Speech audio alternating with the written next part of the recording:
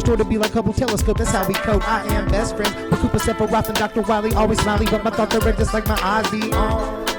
What's up, my wizards? It's Dev from SBMTG on the YouTube.com. Down there, you know by now, we like magic. And today, I'm going to bring you what was probably the spiciest brew from Pro Tour Aether Revolt's top 8. That is Jund Energy Aggro. I've really liked this thing. Well, to me, this deck is interesting because it's doing an impression of Mardu vehicles. You know, it plays the black and the red so they can get shock and it can get unlicensed disintegration, you know.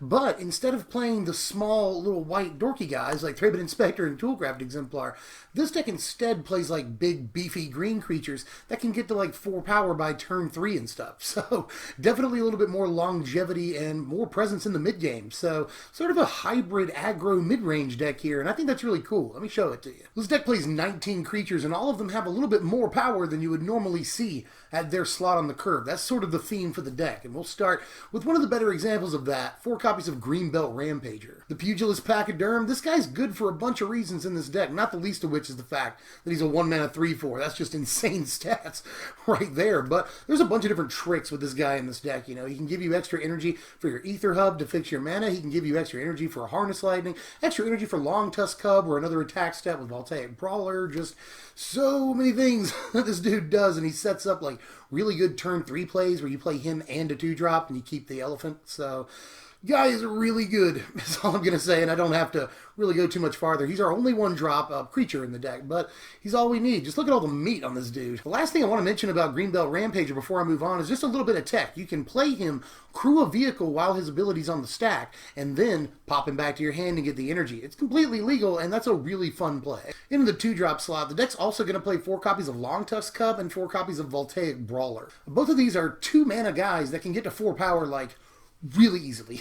It's not actually too hard to make Longtusk Cub a 4/4 on turn 3. It's usually after the attack step and you've already dealt your damage, but it's not too hard to make him a 4/4. He's something else that, just like Greenbelt Rampager, follows up an Attune to Aether really, really well. You know, you'll Attune to Aether turn 1, Longtusk Cub turn 2, and then if you can get in with him on turn 3, then you've got 4 energy after the attack step, after the combat damage is dealt. You can make him a 4-power guy and still have mana up, unless like you had to Harness Lightning a small guy to get Cub through in the first place. But still, Cub is a surprisingly efficient turn 2 play who gets pretty big pretty fast. And same thing with Voltaic Brawler. With a lot of different stuff in this deck that produces energy, it's not too hard to keep him at 4 power indefinitely during the attack step. And he's just, I mean, seriously, he's one of the better creatures in the entire deck. Both of these are also decent turn 3 plays, you know. If you go turn 2, 2-drop, turn 3, 2-drop, and a Greenbelt Rampager, then you're getting a lot of initiative out of that, and you're getting a huge tempo swing too, which is super important to get on board really fast in this format right now. We're going to play 4 copies of Scrapheap Scrounger alongside Unlicensed Disintegration. This is the reason to play black in the deck. This thing is ubiquitous right now. It's just kind of everywhere, but there's a reason every deck plays him, you know. Almost every deck, whether it's aggro or all the way to control, plays a bunch of decent removal. Even the aggro decks play Unlicensed Disintegration and shock and stuff, you know.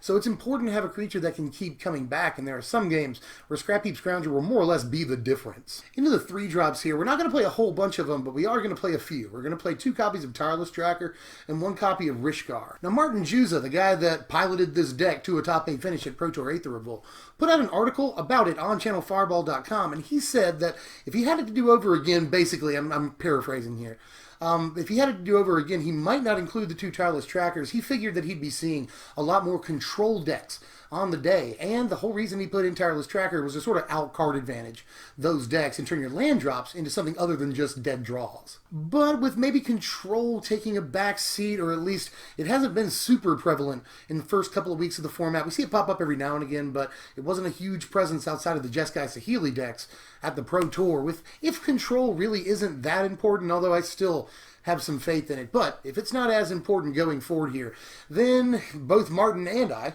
believe, which his opinion is much, much better than mine on things like these. So listen to him.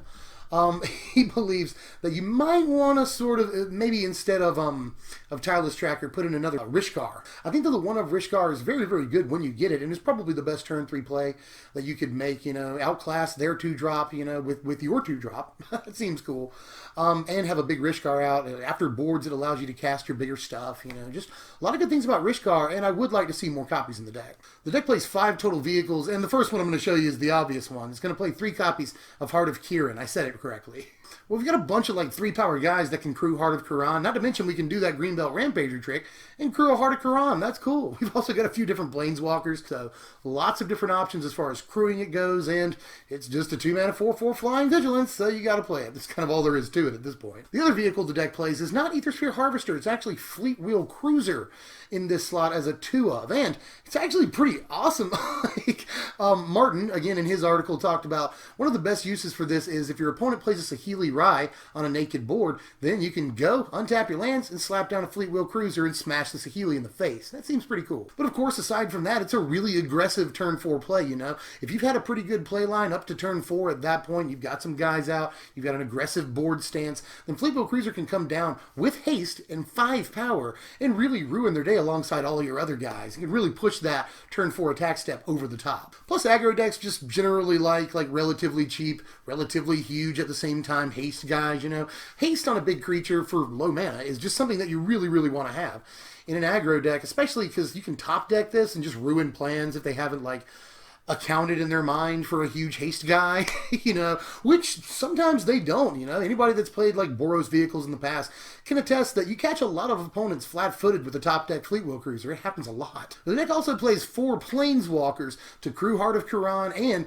to have something big on the top of the curve so that you don't sort of run out of gas when you've played all your smaller guys. So with that in mind, we're going to play 3 copies of Chandra, Torch of Defiance. I'm so glad she's showing up and stuff now. And 1 copy of Nissa, Vital Force, which I'm really glad about. Anybody that's been with the channel for a while knows that Nissa is one of my pet Planeswalkers in this format, and I'm glad she showed up in a list. There's 1 here and 2 in the board. And just like Tireless Tracker, though, Nissa is mostly in there against the control decks in the format. This gives you a little bit of a way to overcome their removal, you know, and it also is just great because it's usually it's like a 5/5 for 5 mana that has haste. In a lot of ways, you know. You'll play it, go ahead and untap a forest and make it a 5/5 and swing in with it along with all your other small guys. That's the way it's usually used, but it can also threaten to ultimate super duper early, and if it does so against control decks, you will get far more card advantage than them and turn your land drops into not dead draws. Anything but. And even though control hasn't gotten the dominance yet that some people expected it to, myself included actually, this is still going to be a good card, ironically, against a lot of the aggro decks in the format. That's because Nissa will allow you to get your stuff back. You know, she'll allow you to more easily win wars of attrition. That's good. And again, said it earlier, all these aggro decks play a bunch of really good removal spells now. So that's just another way to get your things back from the dead. And again, win the war of attrition. Very important. Now, Chandra is just great. Chandra's just really good in this deck because she's fairly cheap and she ramps you into these bigger things that we'll be playing after boards. After boards, we sort of, you know, go into a mid-range strategy against a lot of decks, including the aggro decks in the format. And we're going to be playing some bigger creatures. Well, Chandra can help ramp us into those. She's also card advantage, which is really good. She can also kill other creatures on the other side of the board, and her ultimate can often win you the game. So, like, I don't know what else you want. Like, Chandra's just fantastic on the very top end of the curve to make sure that you stay in control of the game after you drop your small guys. You don't run out of gas. And if I may be so bold, by the way, if you did want to replace Nissa because maybe control isn't as big of a deal in your format and you don't think it's going to have all that play against, like, the Mardu Vehicles deck, then maybe possibly consider Arlen Cord. I actually think that Arlen may have a place in this deck because on her front face, she'll allow you to make your dudes bigger against all the aggro decks in the format in the mirror match, and when she flips over, she'll be able to bolt all those other small creatures on the other side of the board, and give you an Anthem effect when you want it. So I think that Arlen might actually possibly have a place here. On to the spells, we're going to play 4 copies of Attune with Aether to start that off with here. Attune with Aether is actually really, really fan-freaking-tastic in this deck. It's one of the sort of puzzle pieces that matters the most to us in putting everything together. It's a great turn 1 play that we can follow up with on turn 2, you know, Greenbelt Rampager or something. A Longtusk Cub, go ahead and make it a 3/3. That's a good play. It provides Voltaic Brawler with a couple of different attack steps worth of fuel. So that's great. And it provides us a land drop, helps us get that 3rd and 4th land drop. Those are key drops in this deck. And, you know, fixes our mana, thins the deck a little bit. Just so many good things about Attune with Aether. This is an ideal turn 1 play for this deck. Here's the rest of the spells here. They're all removal spells. We're going to play 2 copies of Shock, 2 copies of Harness Lightning, and 4 copies of Unlicensed Disintegration. Now, at this point, I don't really have to say much about Disintegration. It's one of the whole reasons that players are looking towards red-black, you know. Because Disintegration is so good against nearly everything. It's good against the Healy Rai combo, it's good against the aggro decks, and it's good against the mid-range decks in the format because it can take out their creatures, no matter how big they get, and deal extra damage, and hit planeswalkers. Like, Unlicensed is just crazy right now, and you definitely want to play all 4 copies of that. Along with Scrapheap, it is the reason to play black in the deck. Now, Harness Lightning and Shock. Now, Shock is, again, pretty obvious. It's decent against the Saheeli Rai combo because it can kill Saheeli whenever she goes to -2 during that combo. So that's awesome, and that's the main reason people are playing or the Shock. But against these aggro decks that may obviously see a resurgence now, it looks like Marty Vehicles is the deck to beat. This also kills all the small creatures. You know, against our own deck, it'll usually kill like Voltaic Brawler, Longtusk Cub, a couple other things, you know. And against the Marty Vehicles deck, it'll kill like Inventor's Apprentice before they have an artifact, or maybe in response to them playing an artifact while it's still on the stack. It can kill Toolcraft Exemplar, it can kill Thraben Inspector, it can kill Scrapheap Scrounger for at least a limited time.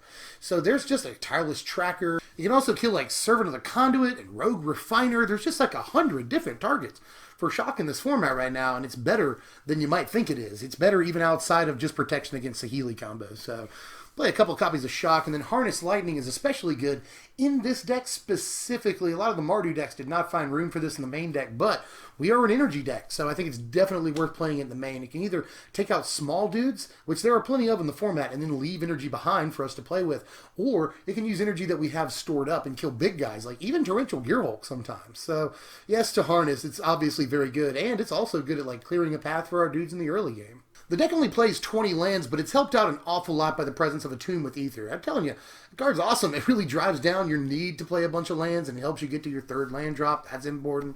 There's just a lot of good things about Attune that really helps us as far as, you know, being able to play more actual cards in our deck, cutting down the land count a little bit. But this is a fairly reliable mana base. We'll almost always have energy for Aether Hub, and we've got a bunch of decent dual lands right now, too. So it's just not really a tough mana base to build, and it's fairly reliable. Here's the sideboard right here. There's the 4 Fatal Push and the extra Shock that you know we're going to carry in this deck.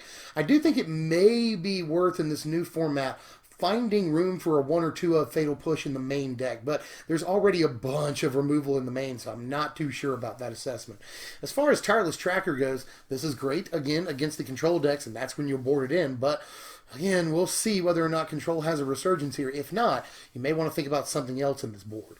Nissa Vital Force is kind of the same story, but I really like Nissa and probably wouldn't take her out of the board, and she's good against stuff other than just Control. Same thing with Tireless, too.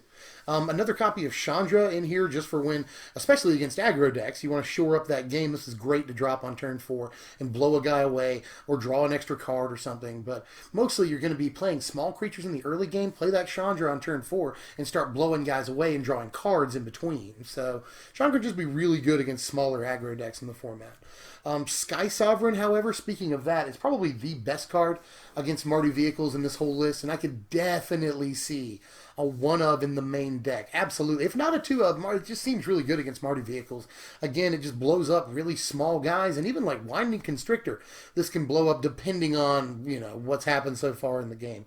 But, you know, it also attacks in the air for a lot of damage, and that's good right now, too. It doesn't die to, like, Grasp. That's also great, so yes, and it turns on a License Disintegration. Just yes. Skysovereign could definitely be in the main, but definitely put it in the side and board it in against the aggro matchup. And then Verdurous Gearhulk is another thing that really facilitates us turning into a mid-range deck rather than an aggro deck so that we can outclass all the other aggro decks in the format. You know, we board in all this good removal against them, and we board in Skysovereign and Verdurous to have like these huge threats in the later games. So we can really wreck other aggro decks after boards. Here are your power rankings right here. A final score of 68, which is another very good score in this format, although you would imagine that Pro Tour decks would score pretty highly. And this is another one of those decks that doesn't have a whole lot of holes in it, you know? It's fairly middling in some categories, but it's not straight up bad at pretty much anything, you know. It's got quality removal in the shell. It's got a couple of big planeswalkers that can help you win the game after you've established a bit of a board presence, you know. Just keep that tempo going. And it's got a bunch of small creatures to get in the early game, get in that ship damage, start, you know, establishing that initiative, and really, you know, when you play your planeswalkers, make it tough for them to crawl out of that hole on the other side of the board. So we've got a lot of action in this deck from all kinds of different angles. That's another thing that Martin Juza says. in his article is that the deck has a lot of angles of attack, and just looking at it, you can definitely tell that. We can go the aggro route and go up under other decks. We can play a fairly long game, especially after boards, kill dudes and drop big guys. Or we can just make our dudes bigger over the course of the game with all the energy that we're pumping into them. And, you know, really outlast all the other smaller creatures on the other side of the board. So this deck has a lot of different angles from which to attack and a lot of different ways to win the game. And for now, I'm tapped out. That's all I've got to say about the Jund Energy deck, other than I really, really like it. Like, it's a little bit cheaper than the Mardu Vehicles deck. You know, this will cost you around $275 or $300 right now on TCG Player. Especially, you know, you could always bring down the budget a little bit by taking out, like, the Verdurous Gearhulks from the board and maybe just playing another big creature or something. You know, you could always play, like, Obnixilis in that slot instead. But Verdurous Gearhulk's really good. You could just always play like Ridge Scale Tusker and see how that works out. Bristling Hydra is always a really good choice if you don't have either of the Planeswalkers or the Verdurous Gearhulk. Bristling Hydra is really good in this format right now. I can see putting that in, and it's fairly cheap. So you can make this deck without spending your entire, like, student loan check. But, you know, it's still going to cost you a little bit because, again, Pro Tour competitor here. It's got a lot of fantastic cards in it, not to mention prices tend to spike a little bit after the PT. In any case, let me know how you felt about this build down there on the sideboard. How could it change? How do you think the format's going to change moving forward? A lot of people are lamenting this all aggro or even all Mardu format, some people are calling it. But I think this format has an awful lot of evolution to go through and is far from solved, actually. So let me know how you feel about it down there in the sideboard. What decks do you think can rise to the top now? I actually think that with Saheeli combo not being as big of a deal and maybe Control possibly falling by the wayside, but Control is another discussion. Maybe a Grixis Control will be a thing. We'll have to see. But in any case, I think Green-Black counters might be the new big deck because Walking Ballista is so good against all these little aggro builds. We outclass, you know, their 1 and 2 drops very, very fast with Verdurous Gearhulks and stuff. So I'm thinking Green-Black counters looks really good, but I do want your opinion on where this format goes from here. But what are we doing next time? Well, I want to get back to myself. Instead of like covering these Pro Tour builds and stuff, these pro builds, I just want to do something wacky. So next time, I'm either going to show you the Indomitable Creativity deck that I've been working on for about a week and a half now, or I'm going to show you the Mono Blue Control deck that you can build on a pretty fairly easy budget. So let me know which one of those you want to see. Creativity MUC, Mono Blue Control, and I'll get that one up for you in the next couple of days. I'm Dev from SBMTG. Thanks for watching, my wizards. And no, I didn't tell you to like the video. If you like the video, hit the thumbs up button because it helps me a lot. Subscribe if you're new, and then hit the bell. I didn't tell you to do any of that. I don't have to tell you to do that if I don't want to. See you later.